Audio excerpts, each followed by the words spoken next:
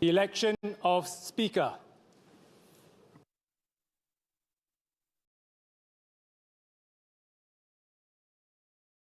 Clerk, I propose that Mr. Seah Kian Peng do take the chair of this Parliament as Speaker.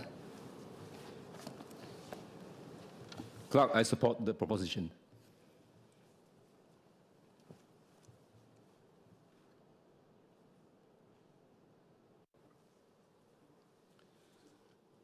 There being only one proposal, I declare Mr. Seah Kian Peng to have been duly elected as Speaker of this Parliament.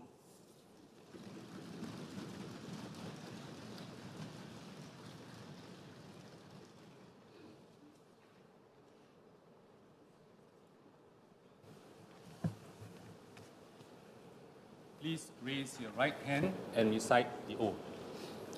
I, Seah Kian Peng, having been elected as a member of the Parliament of Singapore, do solemnly swear that I will faithfully discharge my duties as such to the best of my ability, that I will bear true faith and allegiance to the Republic of Singapore, and that I will preserve, protect, and defend the Constitution of the Republic of Singapore. So help me God.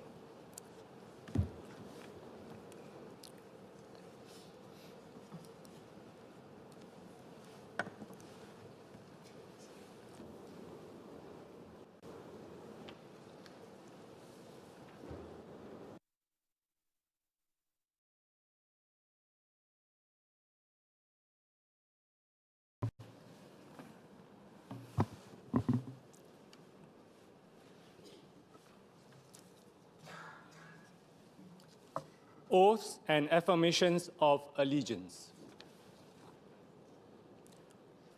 Honourable members will now proceed to take their oath or affirmation of allegiance at the table, starting with the Prime Minister and thereafter in the order as arranged.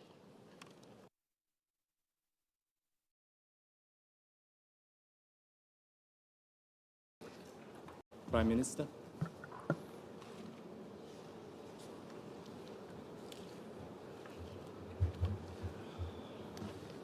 Please raise your right hand and recite the oath.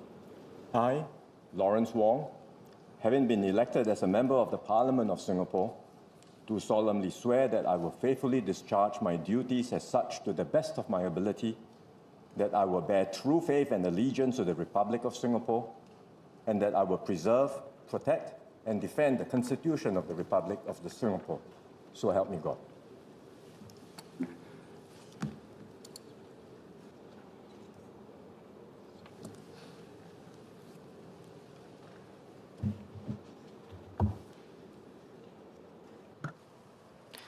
Mr. Lee Hsien Loong, Mr. Gan Kim Yong, Mr. K. Shanmugam, Mr. Chan Chun Sing, Mr. Ong Yi Kang.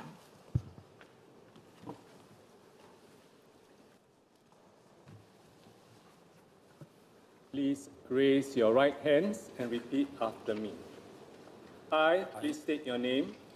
I, Lee Hsien Loong, Having been elected as a member of the Parliament of Singapore, having been elected as a member of the Parliament of Singapore, do solemnly swear or affirm do solemnly swear that I will faithfully discharge my duties as such that I will faithfully discharge my duties as such to the best of my ability, to the best of my ability, that I will bear true faith and allegiance to the Republic of Singapore, that I will bear true faith and allegiance to the Republic of Singapore, and that I will preserve, and that I will preserve, protect, and defend protect, and defend the Constitution of the Republic of Singapore. the Constitution of the Republic of Singapore.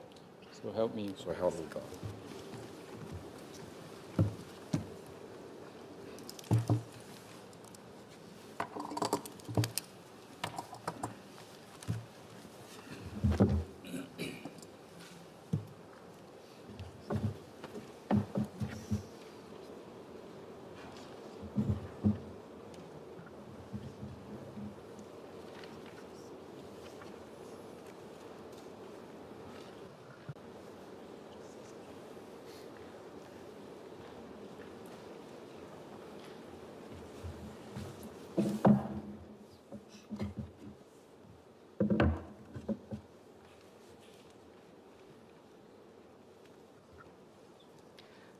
Mrs. Josephine Teo, Mr. Desmond Lee, Mr. Chi Hong Tat, Mr. Jeffrey Xiao, Ms. Indrani Raja, Dr. Vivian Balakrishna, Mr. Mazarkov Zulkifli,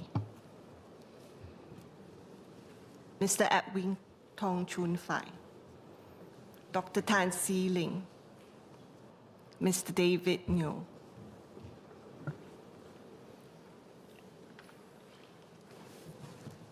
Members, please raise your right hand and repeat after me. I, please state your name. I, Chi Hong Ling, Having been elected as a member of the Parliament of Singapore, having been elected as a member of the Parliament of Singapore, do solemnly swear or affirm do solemnly swear that I will faithfully discharge my duties as such, that I will faithfully discharge my duties as such, to the best of my ability, to the best of my ability, that I will bear true faith and allegiance to the Republic of Singapore, that I will bear true faith and allegiance to the Republic of Singapore, and that I will preserve, and that I will preserve, protect, and defend protect, and defend the Constitution of the Republic of Singapore. the Constitution of the Republic of Singapore. So help me God. So help me God.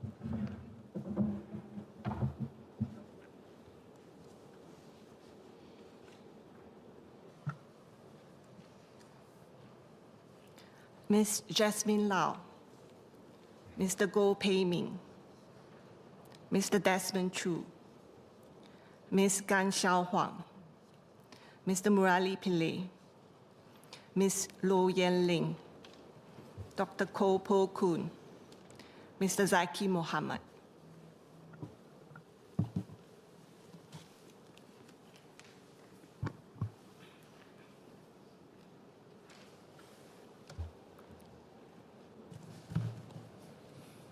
Members, please raise your right hands and repeat after me. I, please state your name. I, Having been elected as a member of the Parliament of Singapore, having been elected as a member of Parliament of Singapore, do solemnly swear or affirm do solemnly swear that I will faithfully discharge my duties as such, that I will faithfully discharge my duties as such, to the best of my ability, to the best of my abilities, that I will bear true faith and allegiance to the Republic of Singapore, that I will bear true faith and allegiance to the Republic of Singapore, and that I will preserve, and that I will preserve, protect, and defend protect, and defend the Constitution of the Republic of Singapore. the Constitution of the Republic of Singapore. So help me God.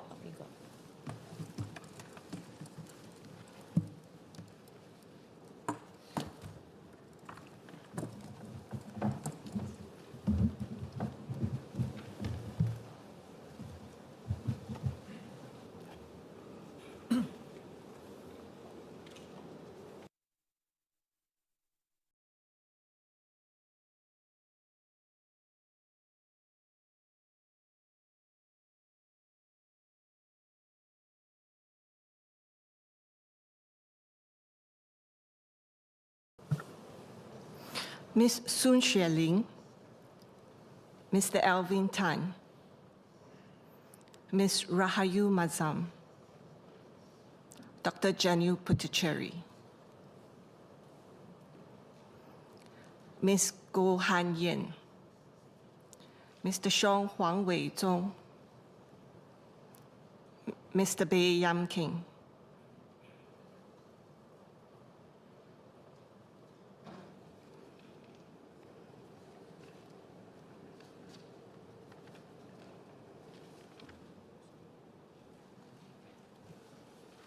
Mr. Pritam Singh,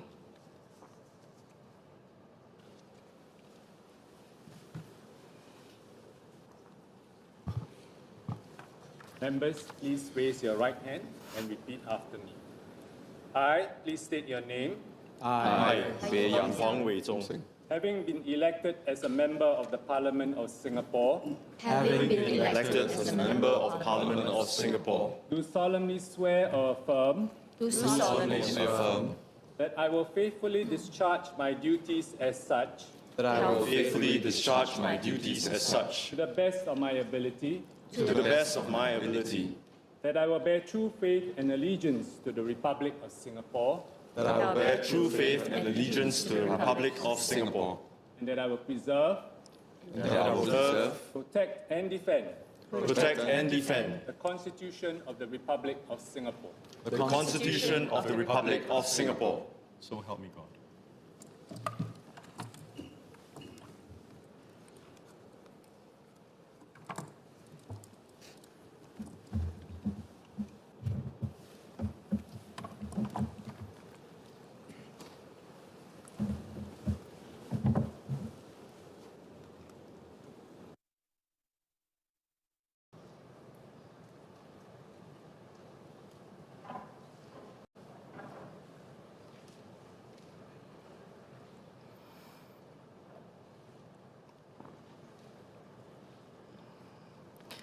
Mr. Ng Chi Ming, Mr. Alex Yang Zi Ming, Ms. Yo Wan Ling, Ms. Denise Phua, Ms. Mariam Jafar, Mr. Satyandi Supaat, Mr. Christopher D'Souza, Ms. Jessica Tan Su Nyu, Mr. Yip Hong Win, Mr. Sharil Taha, Mr. Daryl David, Mr. Kwek Hien Chuan Henry.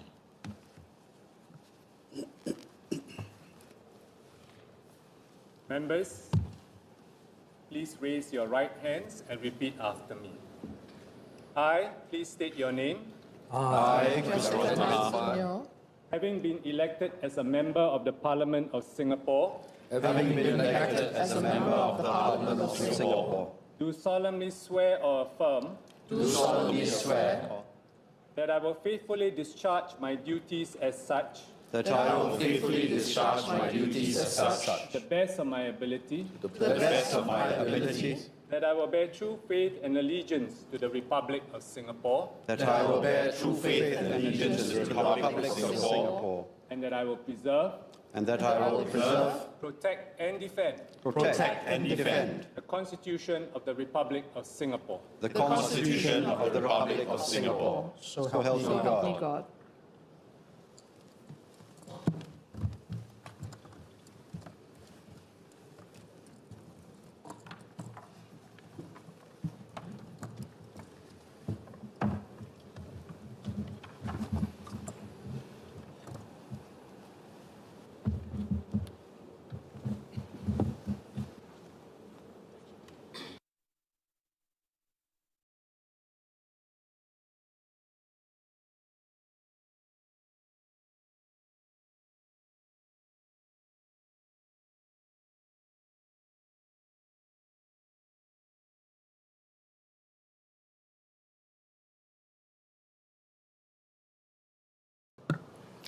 Ms. Nadia Ahmad Samdin,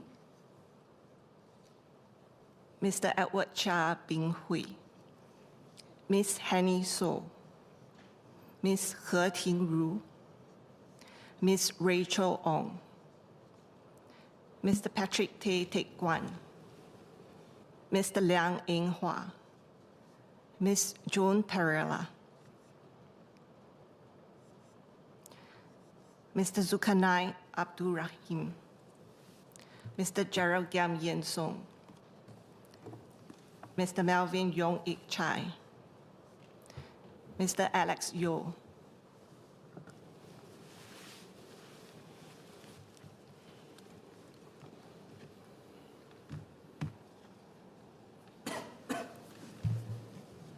Members, please raise your right hands and repeat after me. I, please state your name. Nadia Ahmad Samdin, having been elected as a member of the Parliament of Singapore, having been elected as a member of the Parliament of Singapore, do solemnly swear or affirm do solemnly swear that I will faithfully discharge my duties as such, that I will faithfully discharge my duties as such, to the best of my ability, to the best of my ability, that I will bear true faith and allegiance to the Republic of Singapore, that I will bear true faith and allegiance to the Republic of Singapore, and that I will preserve, that I will preserve, protect, and defend protect, and defend the Constitution of the Republic of Singapore. the Constitution of the Republic of Singapore. So help me God.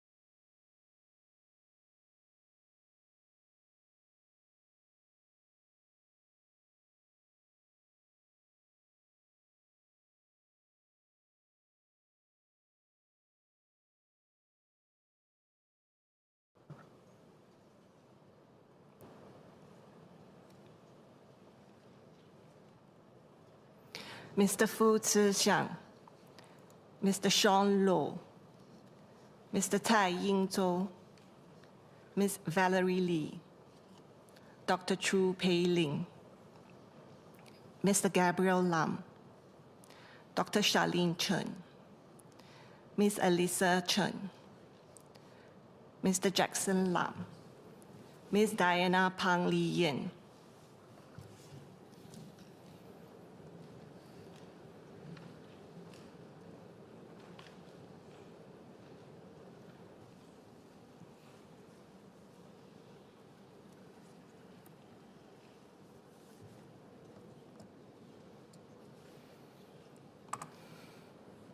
Members, please raise your right hands and repeat after me. I, please state your name.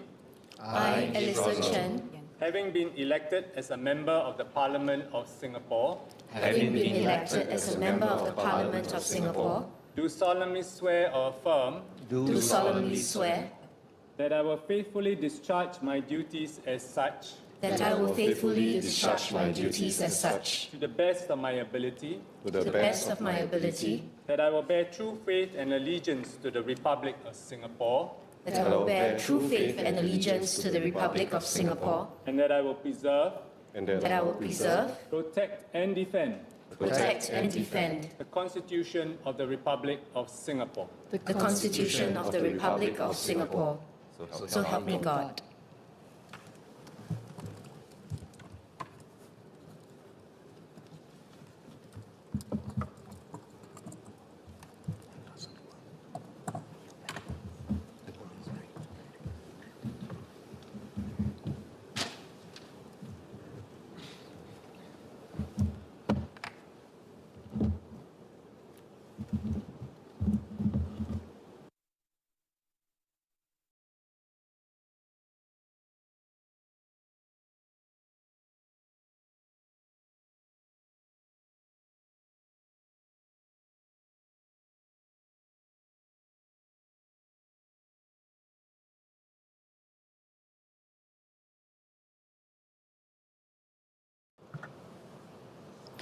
Mr. Victor Lai, Mr. Chua Kien Wee Lewis, Associate Professor James Jerome Lim, Ms. Cassandra Lee, Mr. David Ho, Ms. Goh Si Ki, Mr. Abdul Muhammad Abdul Malik, Mr. Kenneth Tiong Boon Kiet, Mr. Fadli Fauzi.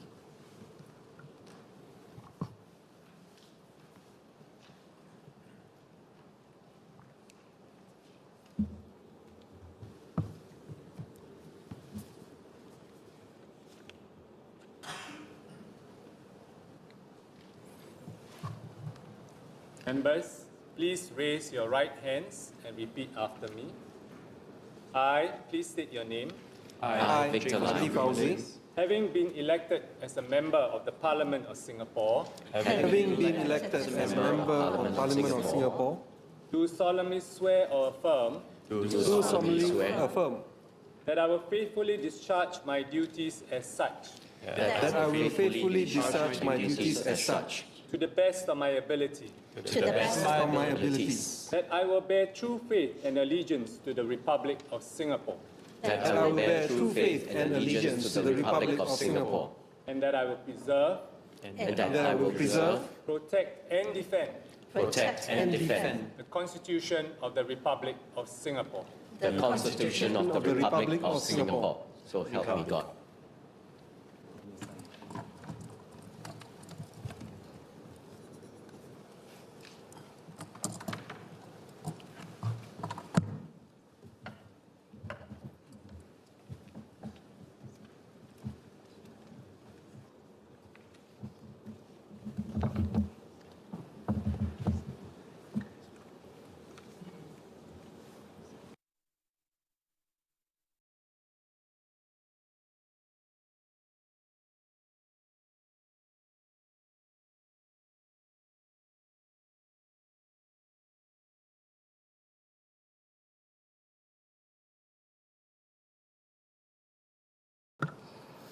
Associate Professor Dr. Muhammad Faisal Ibrahim, Ms. Haslina Abdul Halim, Dr. Wan Rizal, Dr. Syed Harun Ahabshi,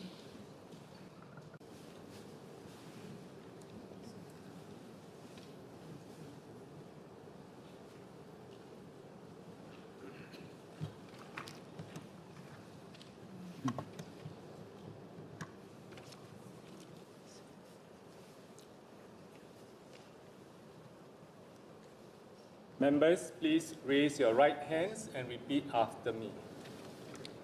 Saya sila nyatakan nama anda Saya Muhammad Faisal Ibrahim yang telah dipilih menjadi anggota Parlimen Singapura yang telah dipilih menjadi anggota Parlimen Singapura dengan sesungguhnya mengaku bahawa saya akan taat menunaikan kewajipan saya bahawa saya akan taat menunaikan kewajipan saya dengan sedaya upaya saya bahawa saya akan taat setia kepada Republik Singapura bahawa saya akan taat setia kepada Republik Singapura dan bahawa saya akan memelihara melindungi dan mempertahankan perlembagaan Republik Singapura.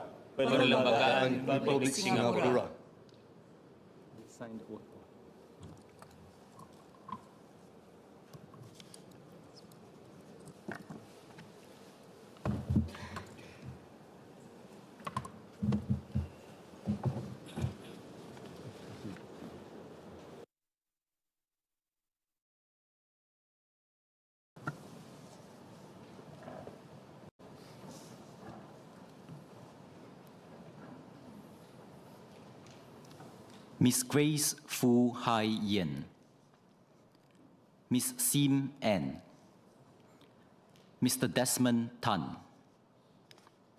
Mr. Lee Hong Chuang,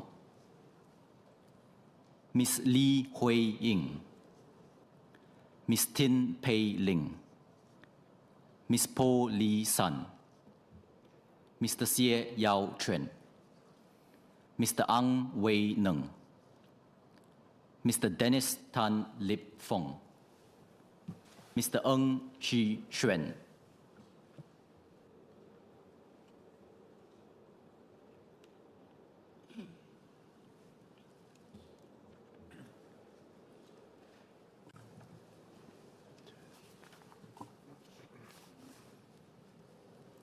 Members, please raise your right hands and repeat after me.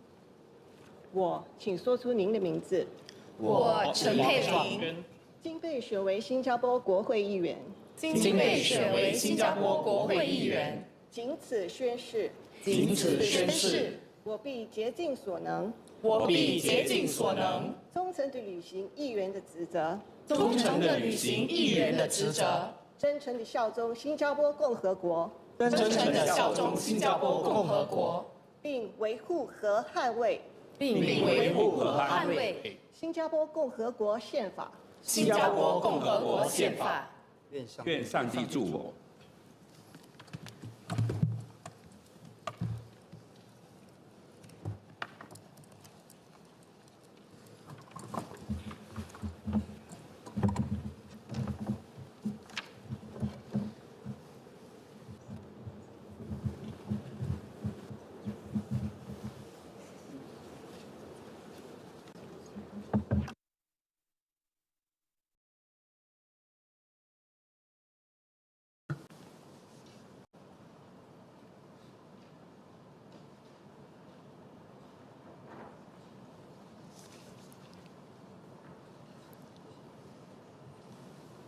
Mr. Dinesh Vasu Desh, Mr. Vikram Nair, Dr. Hamid Razak,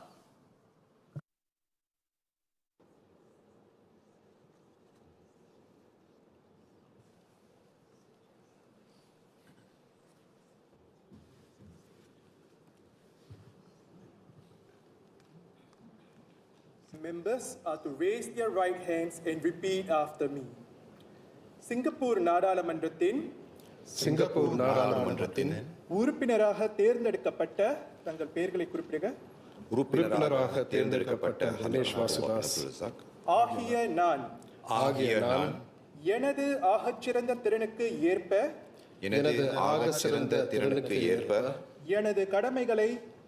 எனது கடமைகளை மிகுந்த விசுவாசத்துடன் நிறைவேற்றுவேன் என்பதுடன்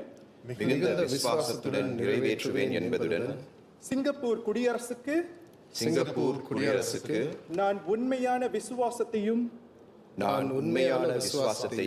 பற்றுறுதியையும் கொண்டிருப்பேன் என்றும்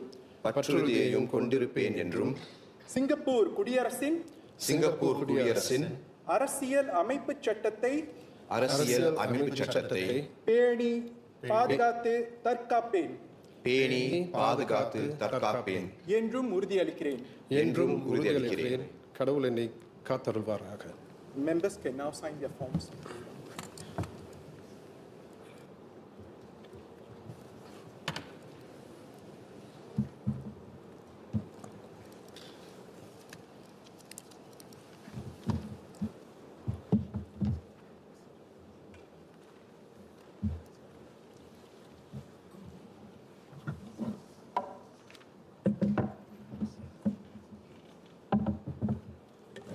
Mr. Lau Wu Yang Andre,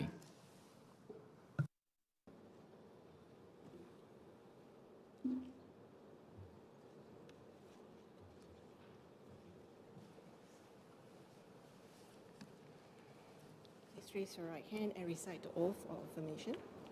I, Lau Wu Yang Andre, having been declared elected as a non-constituency member of the Parliament of Singapore, do solemnly affirm that I will faithfully discharge my duties as such to the best of my ability, that I will bear true faith and allegiance to the Republic of Singapore, and that I will preserve, protect, and defend the Constitution of the Republic of Singapore.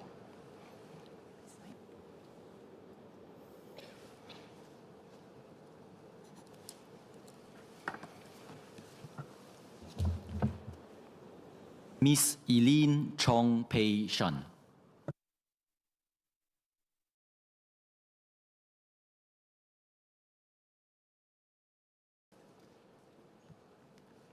Raise your right hand and recite your oath of affirmation.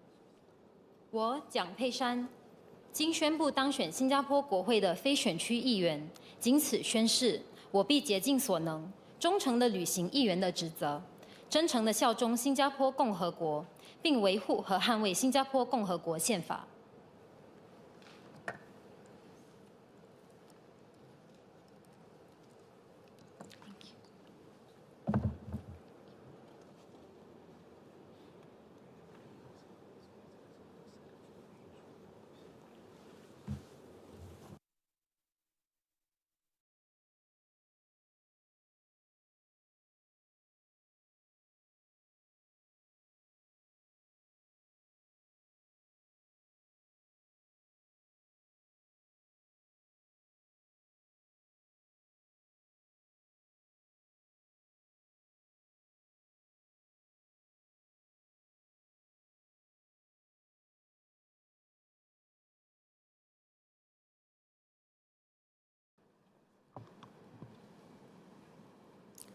Leader of the House, Minister Indrani Rajah.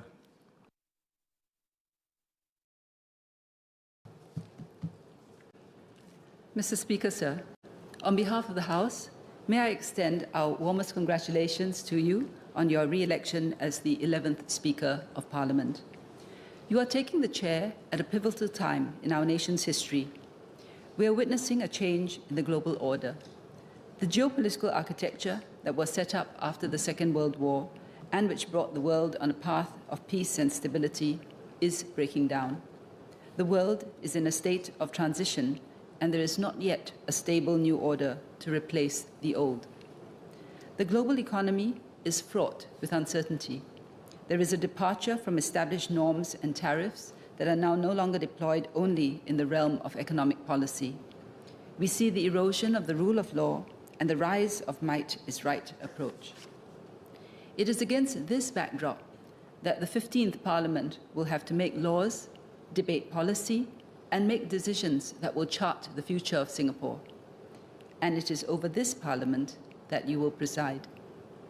The 15th Parliament is our largest Parliament to date, with 99 elected members, 87 from the ruling party and 12 opposition members, of whom 2 are non-constituency MPs.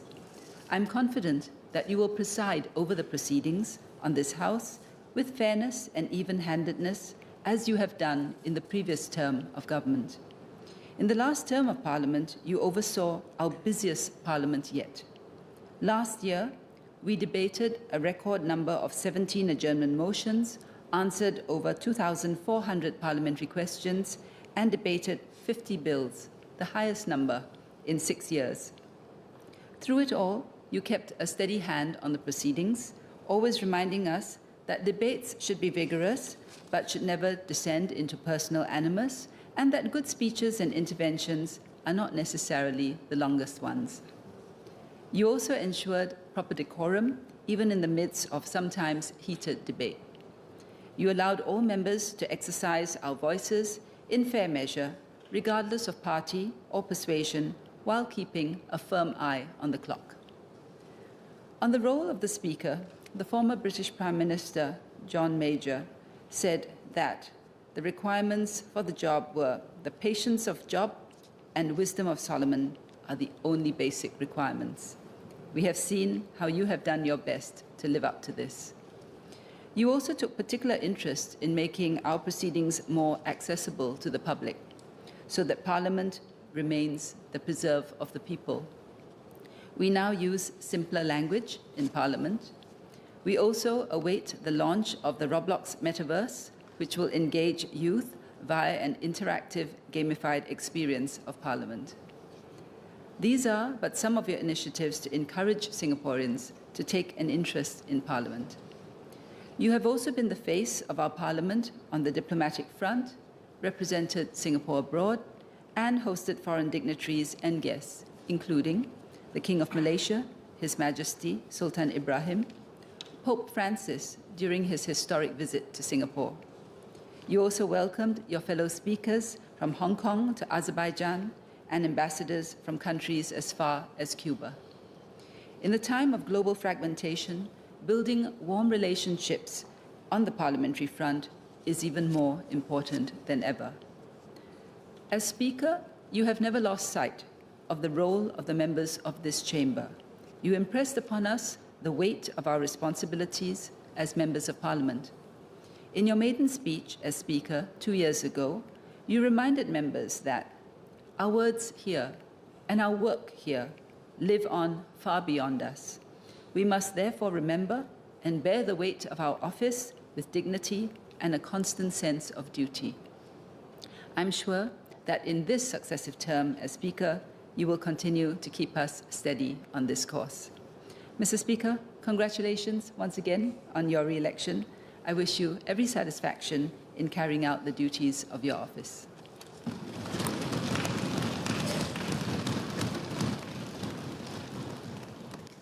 Mr. Pritam Singh.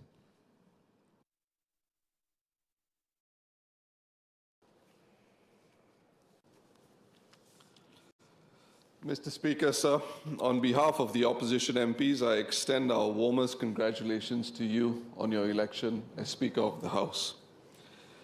The Parliament website lists three main functions of Parliament: to make laws, to undertake a critical and inquisitorial role, to check on the actions and policies of government, and to finally scrutinize the state's finances. So this session of Parliament opens amid both significant external uncertainty and pressing domestic concerns. There is a thread consistent to both milieus, domestic and external. It is transition. Yet the word transition, though seemingly neutral and inert, belies the significant uncertainties and uncharted waters that Singapore faces in the near term. Amidst transition, issues such as job security, youth unemployment and underemployment, opportunities for senior workers, skills upgrading amidst an AI age, challenges of doing business in Singapore for SMEs in particular, and high rentals for local businesses, among other social concerns such as integration and an aging society, are regular subjects of conversation among Singaporeans outside of this House. A few weeks ago, the Deputy Prime Minister spoke of the potential prospect of 5% growth in Singapore, prompting questions from the public about how such growth would be achieved, whether through productivity gains or increases in labor.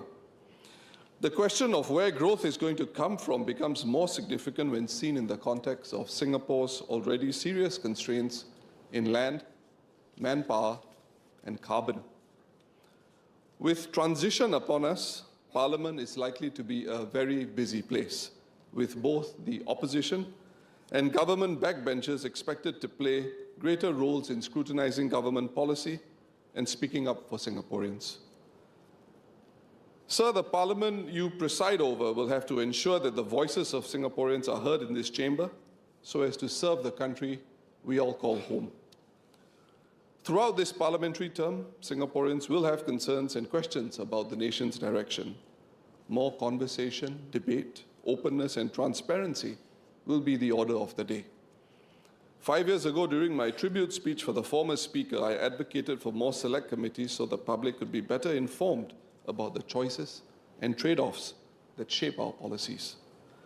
In light of the challenges upon us, select committees, if organized effectively with a non-partisan purpose, represent a valuable means for Parliament to address, communicate with, and assuage Singaporeans over national priorities and concerns.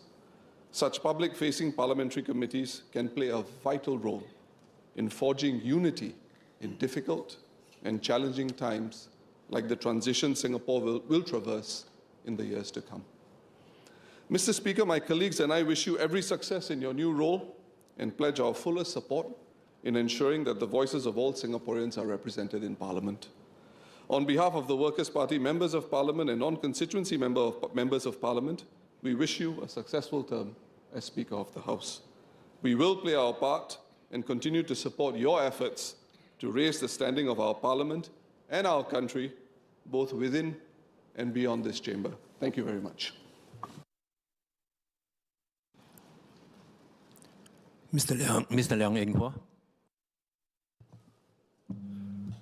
Mr. Speaker, Mandarin，议长先生，首先让我祝愿您再次当选第15届国会的国会议长。您的当选不只是实至名归，也是众望所归。上一届的国会在您的明智稳健的主持之下，国会一系列非常密集的议程都顺利的运作进行，朝野议员都有空间发表各自的政见与立场。当然，议会辩论也难免会有激烈交锋的时刻。我记得在上一届国会，我们也好几场相当激烈的辩论，有几场辩论甚至延续到深夜。但因您的公平果断处理，议会辩论虽然都会出现一些火花，但还是能以确保议会程序庄严有序的状况下进行。议员们对一些课题存有不同意见或立场，并不稀奇。关键是经过了一番辩论与表述后，未能有共识的课题，我们还是可以把它搁置，暂告一个段落，好让国会所设定的议程能继续的有序运作。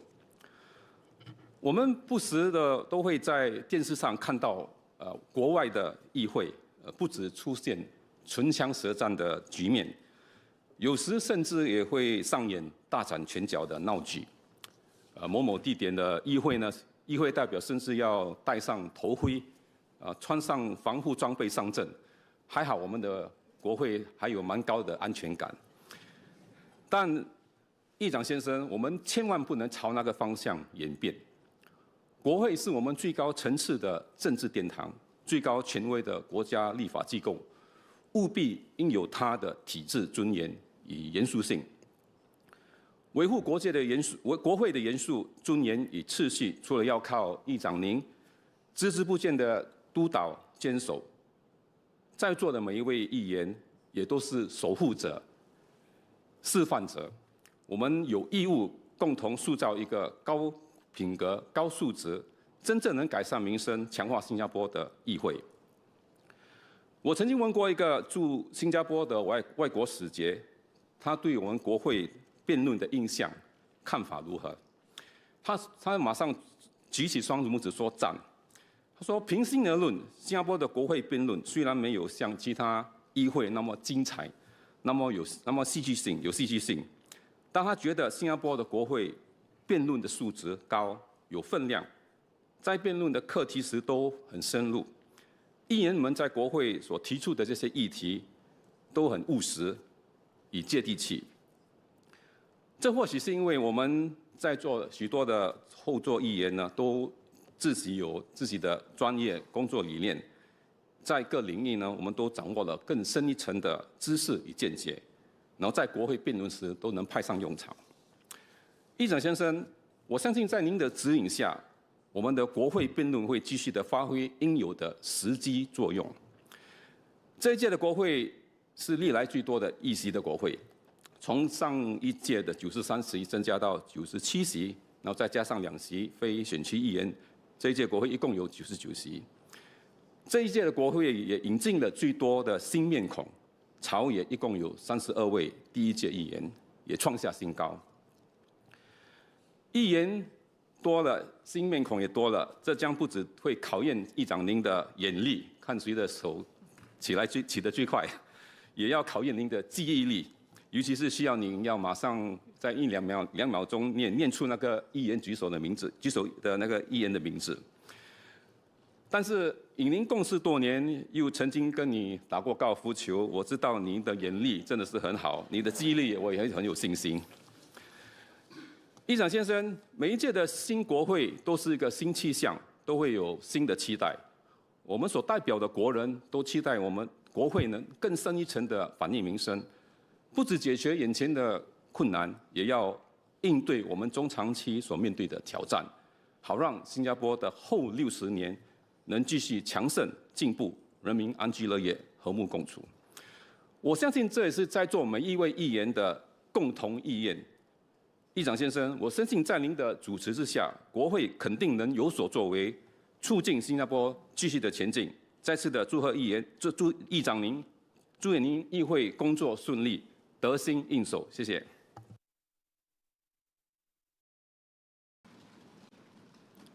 Ms. Nadia Samdin.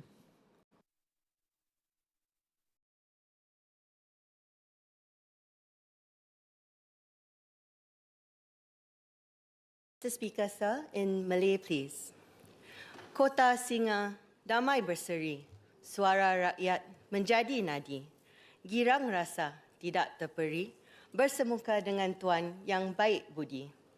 Yang saya hormati, Tuan Speaker, saya juga ingin mengambil kesempatan ini untuk mengucapkan tahniah atas pelantikan semula Tuan sebagai Speaker Parlimen. Tuan, kami harap bahawa Tuan akan terus bertindak secara saksama. Selain berperanan sebagai pegawai pengurusi, Speaker Parlimen turut bertindak sebagai pemegang amanah Dewan ini.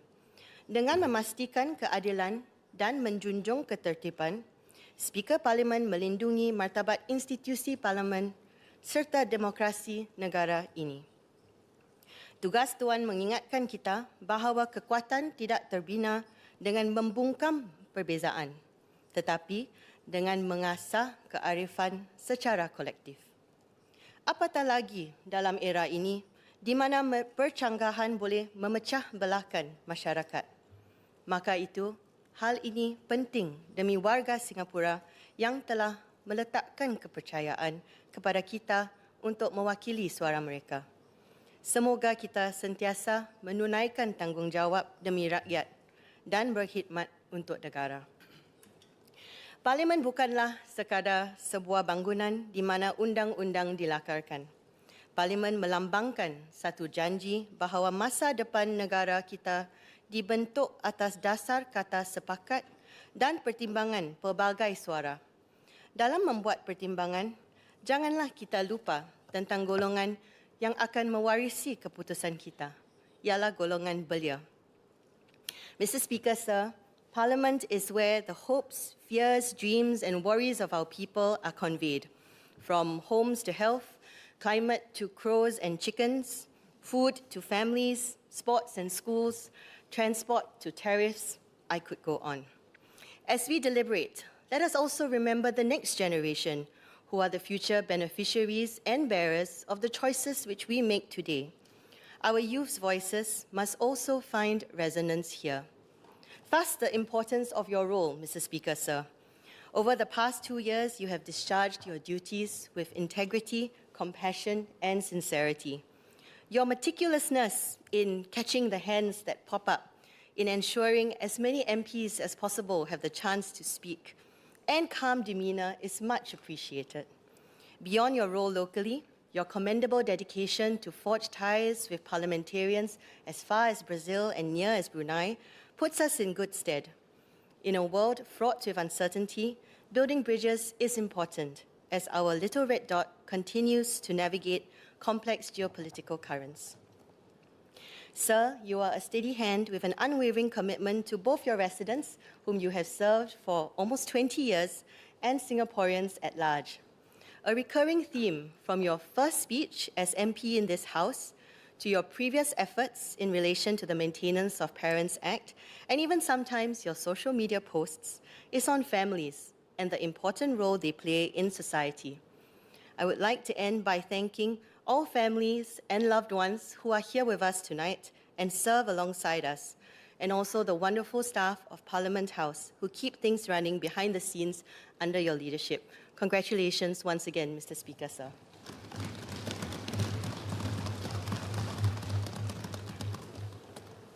Dr. Hamid Razak.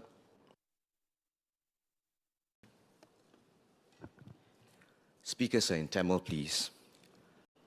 Thiru Seah Kian Peng அவர்கள் நாடாளுமன்ற நாயகராக தேர்ந்தெடுக்கப்பட்டதை ஆதரித்து பேசுவதில் நான் மிகுந்த மகிழ்ச்சி கொள்கிறேன். முதல் தவணை நாடாளுமன்ற உறுப்பினராக இருப்பதால் எனக்கு திரு சியா அவர்களை சில மாதங்கள் மட்டுமே தெரியும். இருந்தாலும் அவருடைய தலைமைத்துவம் என்னை கவர்ந்துள்ளது. அடக்கம் நிறைந்த தன்னம்பிக்கை, மனதை நிலைப்படுத்தும் புன்னகை, உற்சாகத்தை ஊட்டும் செயல், இவை அனைத்தையும் தன்னகத்தே கொண்டிருப்பவரே நமது 11வது நாடாளுமன்ற நாயகர் திரு சியாக்கென் பெங். மாண்புமிகு நாடாளுமன்ற நாயகர் திரு சியா அவர்களே, 15வது நாடாளுமன்றத்தின் நாயகராக தாங்கள் தேர்ந்தெடுக்கப்பட்டதற்கு எங்களுடைய மனமார்ந்த வாழ்த்துக்கள். 2023 ஆகஸ்ட் 2ஆம் தேதி முதல் சிங்கப்பூரின் 11வது நாடாளுமன்ற நாயகராக நீங்கள் ஏற்றுக்கொண்ட இப்பொறுப்பை மிகுந்த அர்ப்பணிப்புடனும் நிறைவேற்றி வருகிறீர்கள். மன்ற நாயகரின் பொறுப்பு தனித்துவமானது, அதோடு மிகுந்த பாரத்தையும் கொண்டது. இம்மன்றத்தில் ஒவ்வொரு உறுப்பினருக்கும் நியாயமான வாய்ப்பை அளிக்க வேண்டும். அதை காப்பதும் தங்களின் பொறுப்பு.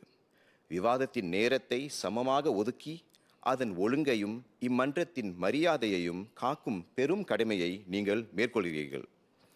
இந்த கடமையை தாங்கள் நியாயமாகவும் உறுதியுடனும் அதே சமயம் எப்போதும் நயமாகவும் நிறைவேற்றி வருகிறீர்கள்.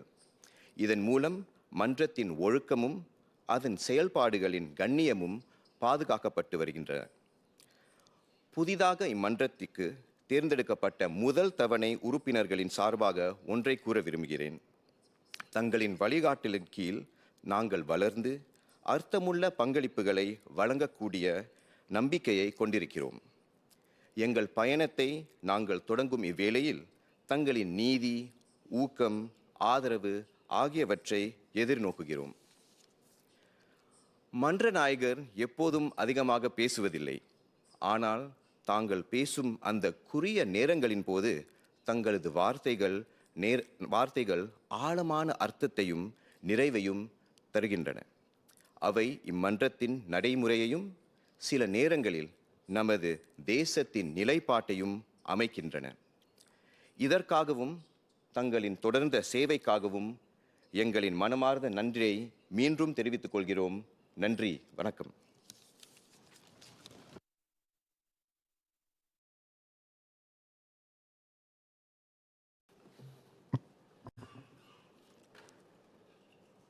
Dear honourable members, let me first thank the leader of the House, Ms. Indrani Raja, for nominating me and for her generous remarks. My thanks also to Mr. Pritam Singh, Mr. Liang Enghua, Ms. Nadia Samdin, Dr. Hamid Raza, for your support and your kind words. Above all, I am humble and grateful to all members for the trust you have placed in me in re-electing me as the Speaker. Since becoming the 11th Speaker of Parliament in August 2023, I have strived to be fair, firm, and impartial. I hope my actions over the last 2 years have shown this to be so. I am confident that debates in this 15th Parliament will be robust and spirited. What I hope to see compared to the last term can be briefly summed up as follows. First, fewer advisories from the chair, from me. Second, for each sitting, I ask all members to be present, to be prepared, and to be accountable. Keep your speeches, your questions, your clarifications, and your replies clear, succinct, and concise. Minimum words, maximum impact. Avoid needless repetition. Once is enough for hindsight. By all means, scrutinize and criticize policies vigorously, but do set out trade-offs clearly and offer alternatives for consideration. In the course of debate, we can change our positions and agree. Likewise, we can agree to disagree. And yes, please resist playing to the gallery. This is the House of Parliament, not live stream on TikTok. Remember, long speeches test not only the patience of fellow members, but also the attention spans of the public. Members will be pleased to know that my speech today will be considerably shorter than the one I did 2 years ago. All of us have just taken our oath of allegiance. Let us remember that the laws we pass here touch the lives of fellow Singaporeans, individuals, families, businesses, organizations, and for generations to come. This 15th Parliament sees the largest number of members ever and the highest number of women members. We have indeed come far from our first Parliament. I thank all for your trust in me. It is a duty I take with care and gravity. Since taking on this role, I have stepped away from all my corporate responsibilities. On the plus side, I've gained something valuable. More time for my family, my constituents, and my friends. As a young senior, I have also taken heed of Prime Minister's call for all of us to improve our health span as our lifespan increases. I'm pleased to report some progress on my side. I believe, since becoming Speaker, I believe I've become a little bit fitter.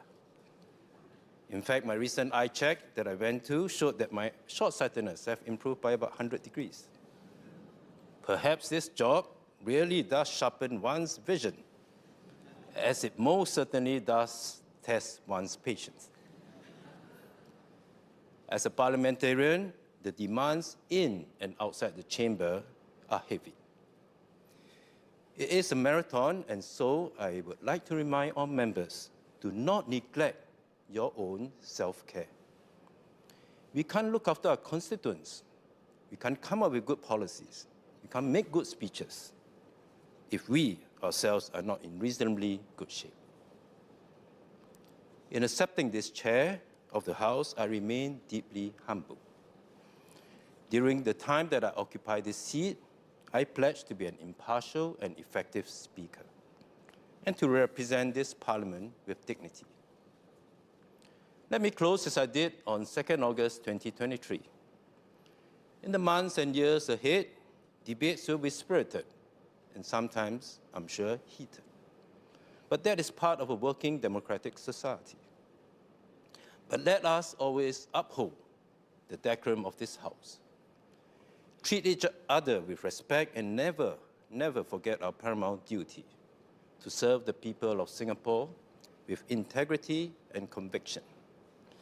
It is through the workings of this chamber that we can ensure a cohesive and fulfilling future for our country and build a more caring, a more giving, a more compassionate and inclusive community for our children and grandchildren. Honourable members, thank you once again for your support and trust. I look forward to working with all of you in this 15th Parliament of Singapore. Thank you.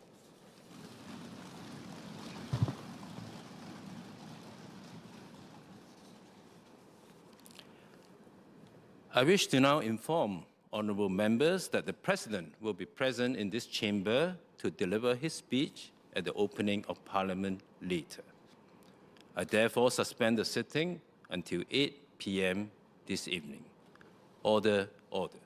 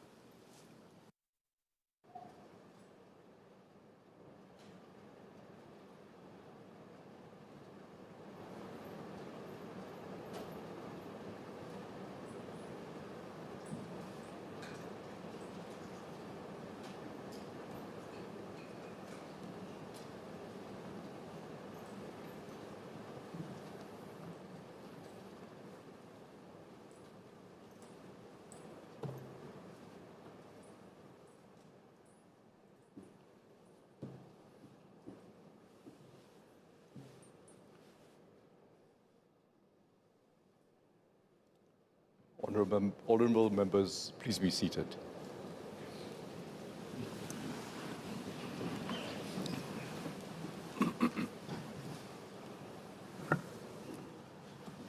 The President.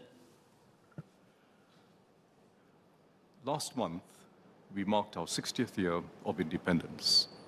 It has been a remarkable journey, for ours was an improbable beginning. 60 years ago, we stepped into the unknown with newfound independence. With limited resources, no hinterland of our own, no credible military to defend our borders, and a population of diverse origins. Yet with selfless sacrifice and indomitable spirit and the resolve to come together regardless of race or religion, the pioneer generation laid the foundations for a strong and enduring nation. Each generation since has built upon that legacy, embracing change, persevering through crises, and weaving together diverse threads to become one nation. That we have not only survived but thrived is testament to our spirit as a people. This 15th Parliament opens at a critical juncture in our national journey. The world around us is changing in profound ways. Once again, we must navigate turbulent waters. We must choose our route wisely, craft new strategies, and go forward with courage, and above all, with unity. For decades, Singapore thrived in a rules-based and inclusive global order, underwritten by American leadership. That order is now fraying. America is less willing to play the role of global insurer. This reflects not just the choices of its leadership elite, but also deeper questions within its society about America's ability to secure its well-being through a global system aimed at mutual gains. The result is a more unsettled and chaotic world. The rules and norms that helped keep the peace and enabled rising living standards globally are losing force. Acts of aggression, coercion, or unreasonable demands are now more readily tolerated and even appeased. Meanwhile, the weaponization of trade and economic interdependence has made international relations more fraught and complex than ever. The rivalry between the two largest powers, America and China, will continue to intensify as both maneuver for advantage across economic, technological, and military domains. Each is determined to tilt the balance of power in its favor and to draw others into its orbit. This rivalry will shape the strategic environment for decades to come. These are not transient headwinds, but fundamental shifts in the tides. The seas ahead will be rougher and far less predictable than before. We cannot command the tides, but neither are we a vessel adrift. By charting our course with quiet confidence and resolve, we can shape our own destiny.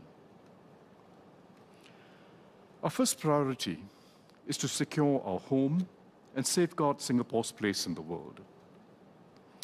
We can never take our security for granted, especially in an era where tensions can flare up suddenly in the region and globally. We have long invested steadily in our defense, knowing that ultimately we can only depend on ourselves for our security. What began as a matter of dire necessity has become part of our ethos. We will continue to strengthen our capabilities, counter emerging threats, from cybersecurity to hybrid warfare, and support our NS men, who form the backbone of our defense. But security goes beyond military strength. It is also about withstanding new and unconventional challenges. Foreign actors will seek to influence domestic public opinion to advance their own agendas. They will use every means, from social media to traditional platforms, to spread disinformation, seed discord, and cause rifts in our society. We must therefore equip Singaporeans to discern fact from fiction, understand and uphold our national interests, and resist external manipulation from near and far. Equally, we must guard against dangers at home, from acts of terrorism to scams and to drugs in all their forms, including vapes now laced with harmful substances. These are not just law enforcement issues. They threaten the harmony, trust, and confidence that underpin our society. Security is everyone's responsibility. Each of us must play our part in fortifying our home. Through new approaches to total defense and national education, and by creating ways for Singaporeans to contribute, we will strengthen our resilience as one people. At the same time, we will play a constructive role in efforts to shape a fair and stable global order in the years ahead. We will contribute to deeper ASEAN integration, support reforms to ensure effective multilateralism at the United Nations and the World Trade Organization, and deepen our partnerships with like-minded nations to preserve and open up flows of trade and investment. By standing with our friends and partners, we amplify our collective voice and enhance our influence.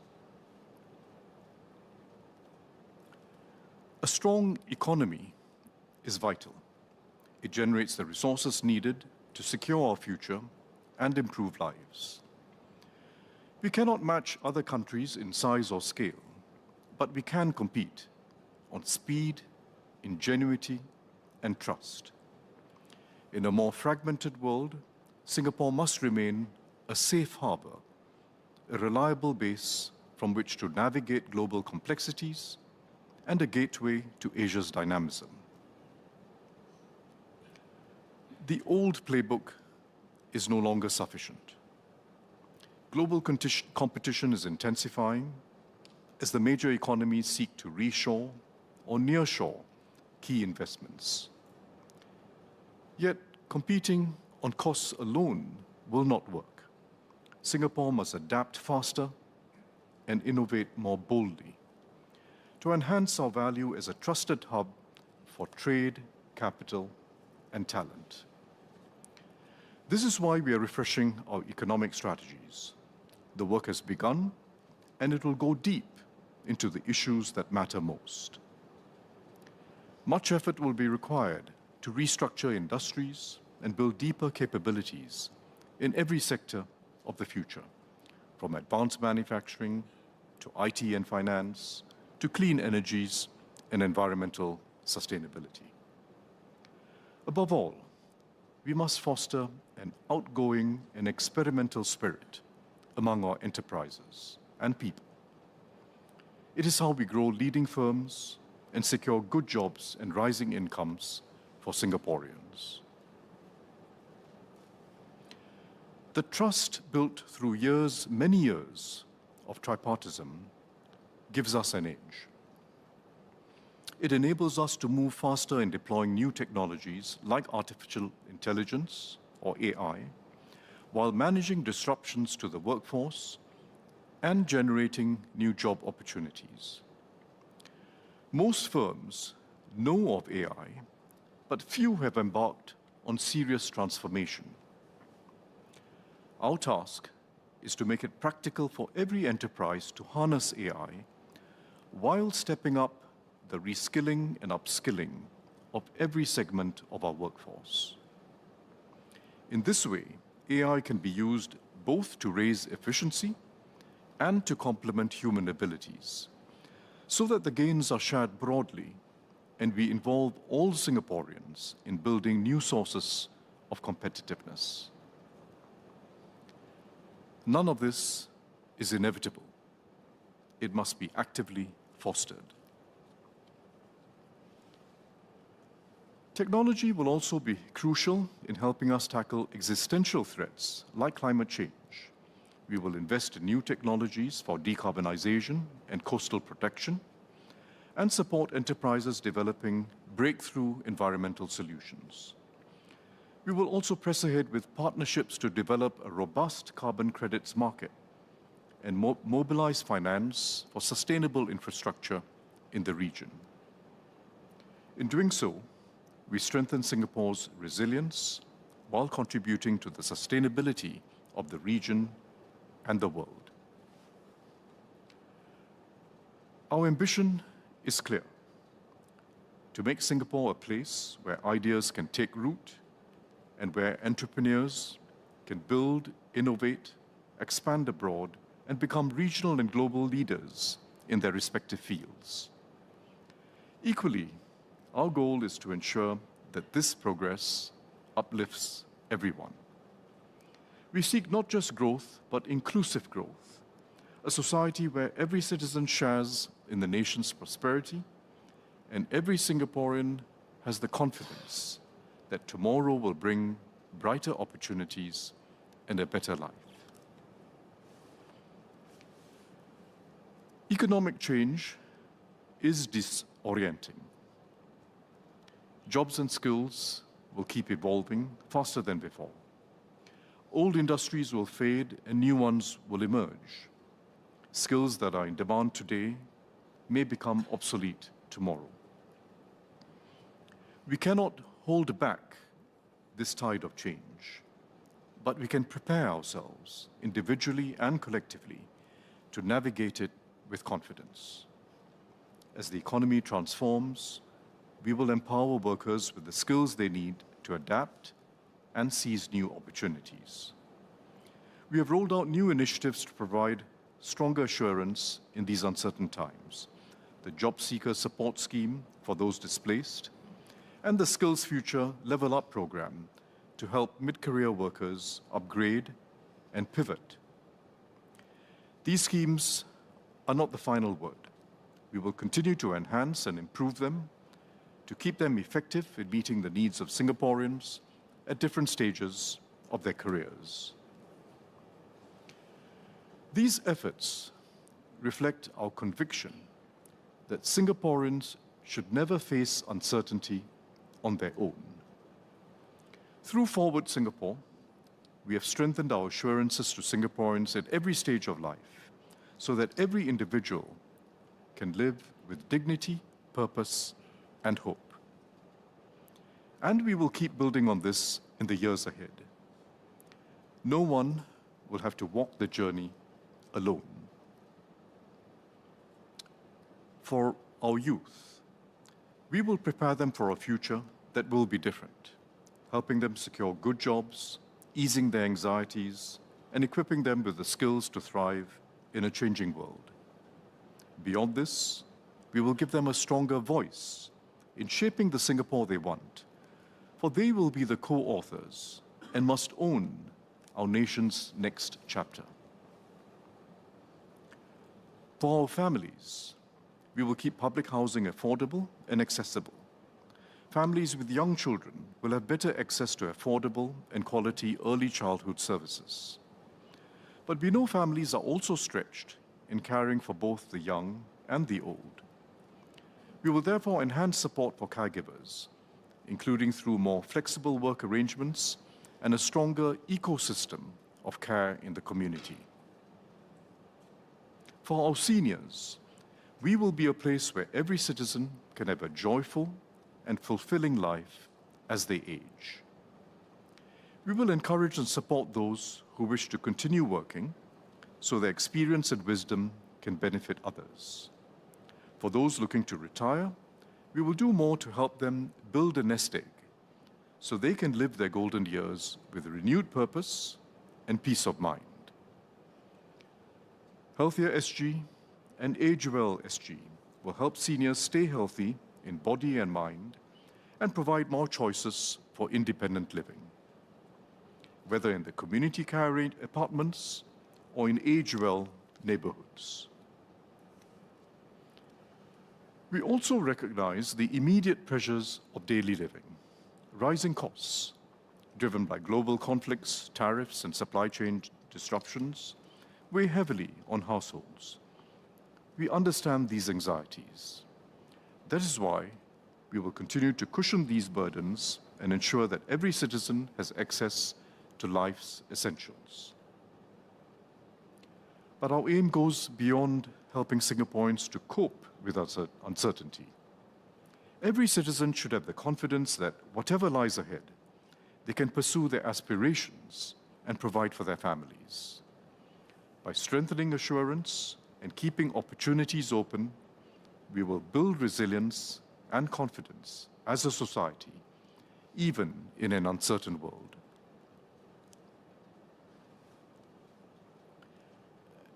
As societies mature, wealth can entrench, and inequality can become self-perpetuating. We see this around the world. Privilege is passed down, while disadvantage becomes harder to escape. We cannot allow this trend to be ingrained in Singapore. We must actively resist it and find practical ways to narrow the gap. We have worked hard to ensure fairer outcomes, and we have made progress. Income inequality has declined. Wages are rising, especially for those in the lowest 20%. Our home ownership rate remains the world's highest, even for lower income households. But the work is never done. We must keep social mobility alive with each new generation.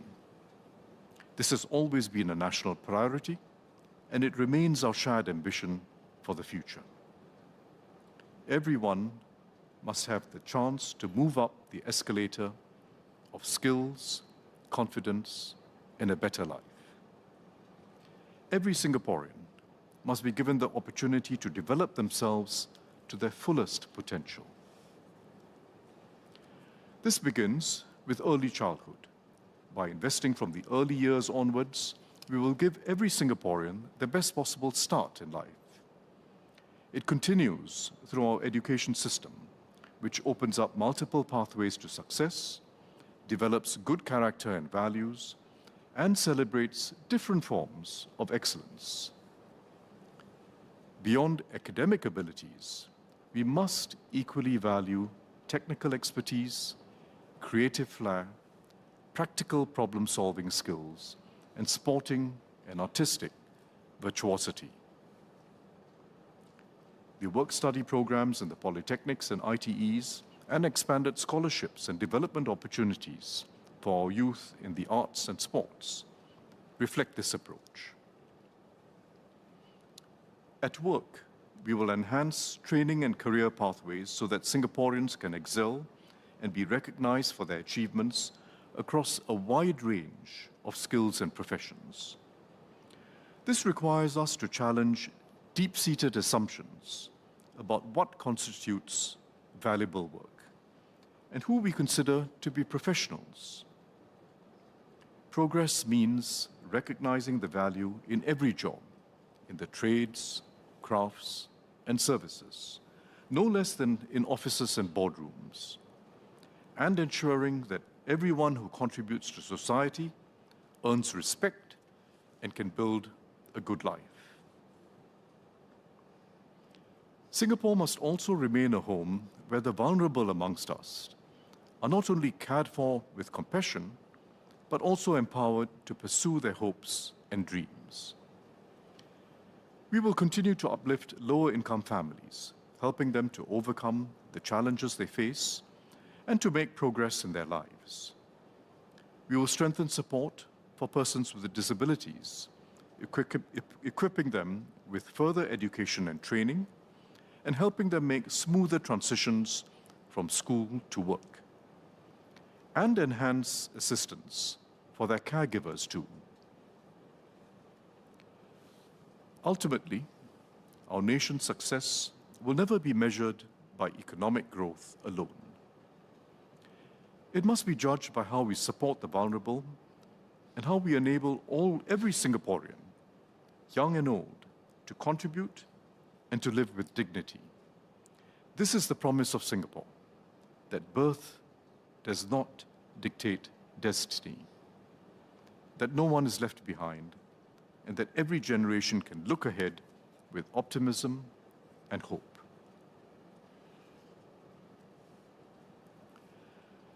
Singapore can only stand tall if we act as one people.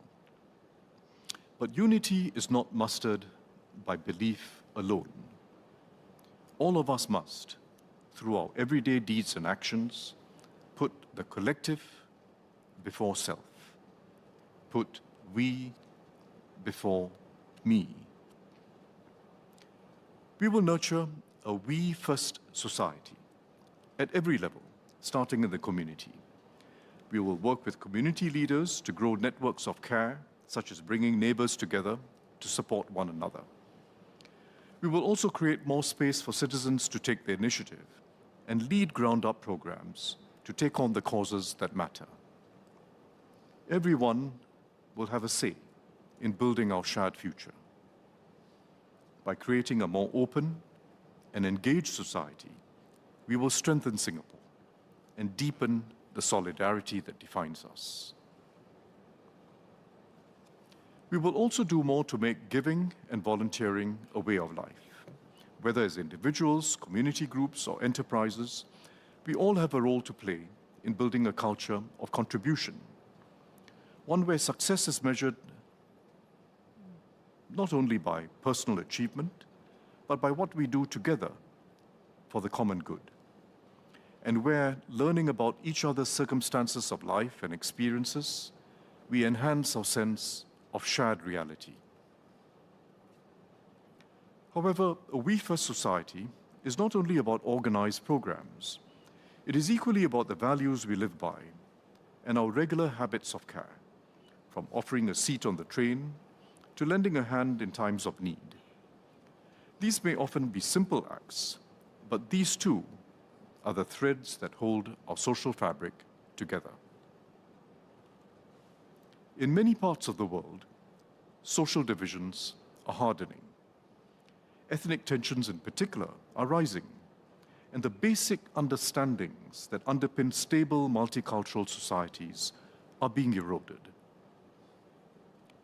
What makes Singapore exceptional is our unity, built not despite our diversity, but by embracing it and finding richness in our different cultures. This unity can never be taken for granted. We must guard it zealously, especially our racial and religious harmony, which remains the foundation of our society. We should resist any temptation to use race or religion for political gain, or to view national issues through such lenses.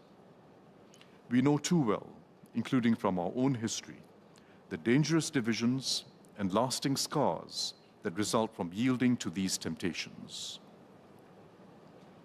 Instead, we must continue to nurture what makes us distinctively Singaporean, the ability to accept our varied identities, to take a respectful interest in each other's cultures, and to build common ground through shared experiences.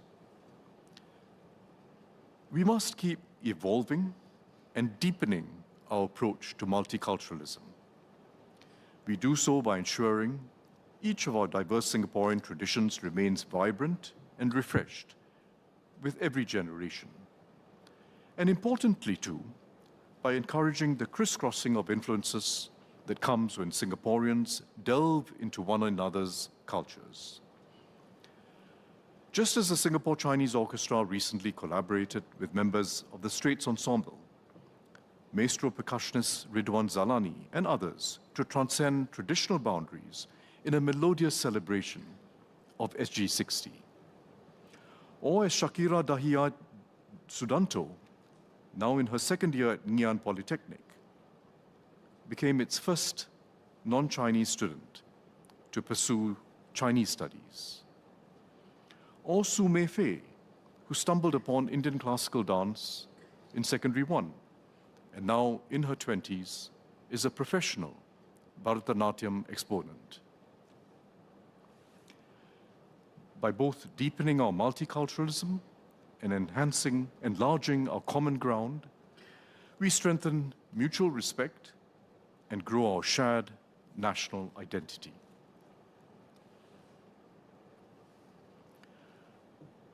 Public trust in governments and other institutions is eroding almost everywhere in the world.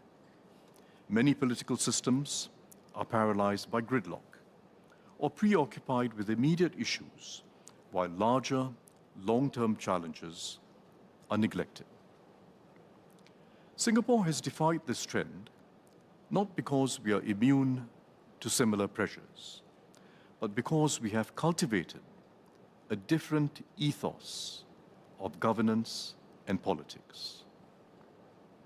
We have valued stewardship over expediency, enduring responsibility over transient gain. And we have been able to do so because we have built trust, both between government and the people, and among citizens themselves. This trust has allowed us to make hard choices when needed, and to plan for the future beyond current electoral cycles. It is the reason Singapore has avoided the dysfunction that has bedeviled so many other countries. But trust must be continually earned through continuous dialogue, listening, accountability, and a shared sense of purpose. As we turn the page on SG60 and write our nation's next chapter, let us be guided by this spirit of trust. Let us stay firm in our resolve, yet open to change. Confident in our future, yet humble about our place in the world. Proud of our diversity, yet united as one people. This is how we will build a better Singapore, not just for ourselves, but for our children and generations to come. Majulah Singapura.